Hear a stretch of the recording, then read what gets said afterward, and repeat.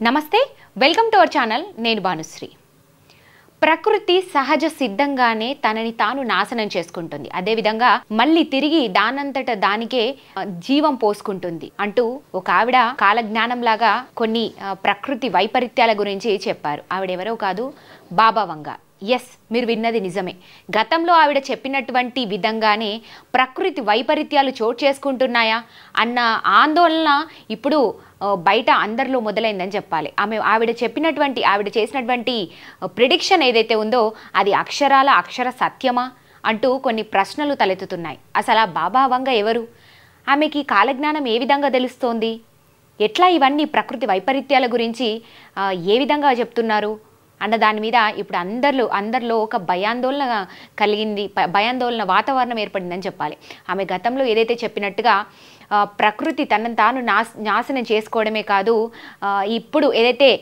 Myanmar అదేవిధంగా థాయిలాండ్లో జరిగినటువంటి భూ ప్రకంపనలు ఏ విధంగా ఉన్నాయన్నది మనం చూసాము భూ ప్రకంపనలు ఏ విధంగా సృష్టించింది అన్నది కూడా మనం చూసాము అక్కడ ప్రజలందరూ అతలాకుతలమైపోతున్నారు ఎంతో మంది మరణాలు అందరిలో ఒక భయాన్ని పుట్టిస్తున్నాయి అదేవిధంగా చాలామంది ఆసుపత్రుల పాలైపోయారు ఇక ఉన్న మంది వాళ్ళని వాళ్ళు కాపాడుకోవడానికి కూడా ఒంటరిగా పోరాడుతున్నారని చెప్పాలి వాళ్ళకి ఇతర దేశాల నుంచి కూడా కొంతవరకు సహాయం అందినప్పటికీ అసలు ఇది ఇంతవరకేనా లేదంటే అంతిమం అన్న దాని మీద కొట్టుమిట్టాడుతున్నారు అక్కడి ప్రజలని చెప్పాలి ఇక అట్లనే మయన్మార్ థాయిలాండ్లో భారీ భూకంపం జరిగినటువంటి విషయం మనందరికీ తెలుసు ఎంతగా చోటు చేసుకుంది అక్కడ ఎట్లాంటి భూ ప్రకంపనలు చోటు చేసుకున్నాయి మనం చూసాము అదొక్కసారిగా కూడా దానికి వందలాల్లో మరణాలు వేలలో ఆసుపత్రుల పాలయ్యి ఎంతో మంది తీవ్ర నష్టపోయారని చెప్పాలి ఇక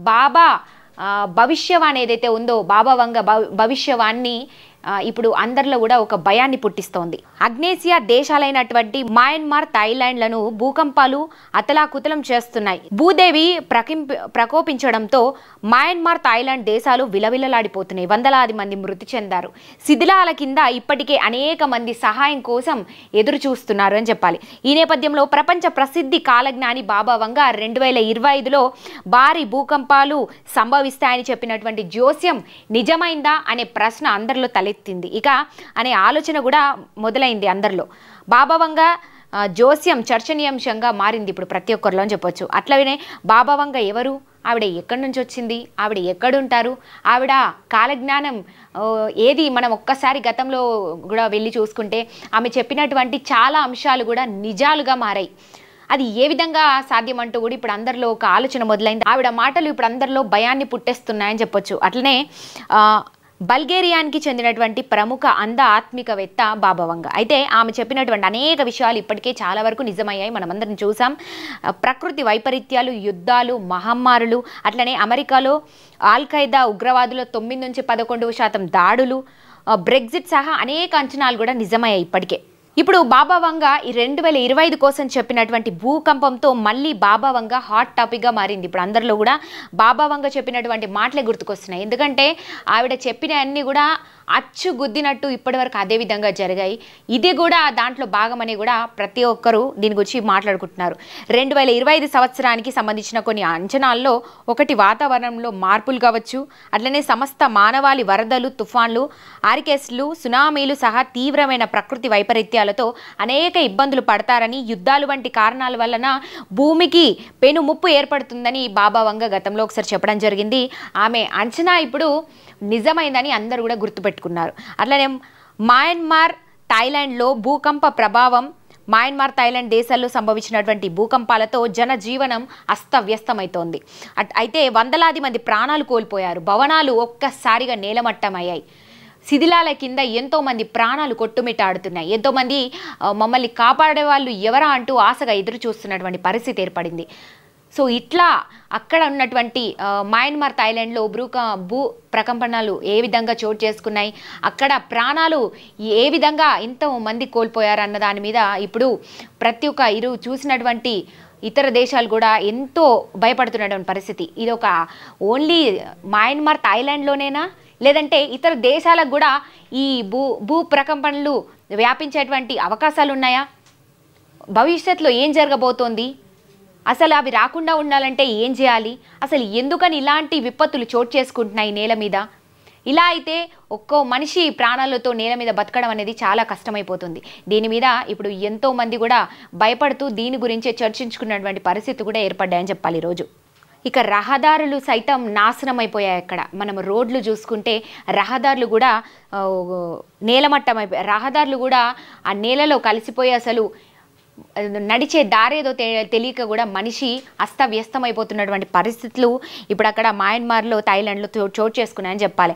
ఇక కొన్ని ప్రాంతాల్లో భూకంపం ప్రభావం కొనసాగుతూనే ఉందని, అప్పుడప్పుడు భూప్రకంపనలు వస్తున్నాయని శాస్త్రవేత్తలు హెచ్చరిస్తున్నారు. అట్లనే దీంతో ఇప్పుడు బాబా వంగ చెప్పినటువంటి భవిష్యవాణి నిజమవుతుందా అనే ఆలోచన అందరిలో మొదలైంది.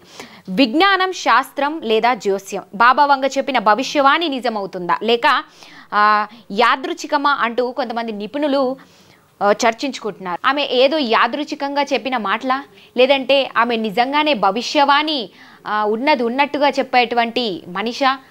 అసలు ఏం జరగబోతోంది, భవిష్యత్తులో ఎలా ఉండబోతుంది? ప్రస్తుత పరిస్థితులు అయితే చాలా అసలు దాని గురించి మాట్లాడుకోవాలంటేనే ఒక్కొక్కరు వణికిపోతున్నటువంటి పరిస్థితి. ఎందుకంటే మనం అందరం కూడా బ్రతికేదే భూమి మీద. అలాంటి భూమే స్తంభించిపోయి భూప్రకంపనలు చోటు చేసుకొని భవనాలు కూలిపోయి ఒక మనిషి నిలవలేకుండా నేల మీద నిలబడేదే నేల మీద. అలాంటి నేల మనకు కనపడకుండా పోతుందా? మొత్తంగా కూడా ఎలా ఉండబోతుంది భవిష్యత్తు అన్న దాని మీద ఇప్పుడు ప్రతి ఒక్కరు కూడా చర్చించుకుంటూ భయపడుతున్నటువంటి పరిస్థితి ఏర్పడింది.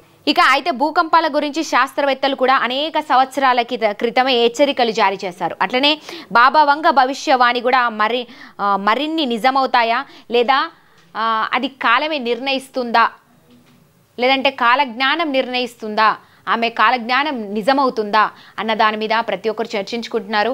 మరి చూడాలి భవిష్యత్తులో ఏ విధంగా ఉండబోతుందని.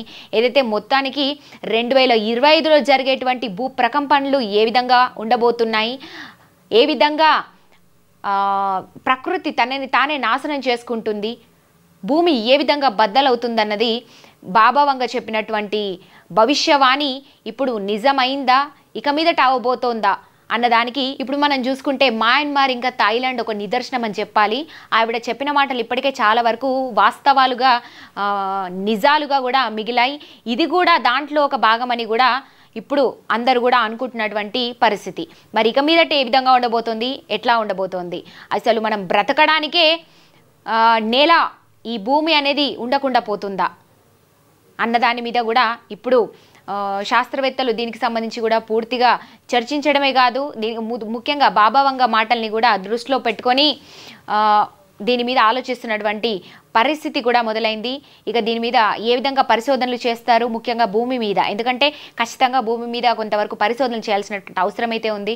ఎందుకంటే ఏదో బాబా వంగ చెప్పిందా, మరికొంతమంది జ్యోతిష్కులు చెప్పారా, భవిష్యవాణి గురించి మాట్లాడుకునేది పక్కన పెడితే నిజంలో బ్రతకడం అనేది ఇంపార్టెంట్, నిజాలు వెలికి తీయడం అనేది ఇంపార్టెంట్. ఎందుకంటే శాస్త్రవేత్తలే కావచ్చు, జియోలాజికల్గా ఎన్నో కొన్ని ఇప్పుడు సంస్థలు కావచ్చు, వాళ్ళు దీంట్లో నుంచి తెలియని విషయాల్ని కనుక్కొని భూమి మీద కొంతవరకు అంటే ఏ విధంగా ఉండబోతుంది, ఎందుకని ఇట్లాంటి వైపరీత్యాలు చోటు చేసుకుంటున్నాయి, ఇలాంటివి ఉండకుండా మరోసారి రాకుండా ఉండాలంటే ఎట్లా ఉండాలి అన్న దాని మీద ఒక్కసారి పరిశోధన చేస్తే గనక దీని మీద కొంతవరకు అవగాహన పెరుగుతుంది. అదేవిధంగా మనం ఇంతకుముందు మాట్లాడుకున్నట్టుగా ఎత్తైన భవనాలు నిర్మించడం కూడా ఒక కారణం అని మాట్లాడుకున్నాం. ఎస్, నిజమే, అది కూడా కొంతవరకు కారణమనే చెప్పాలి.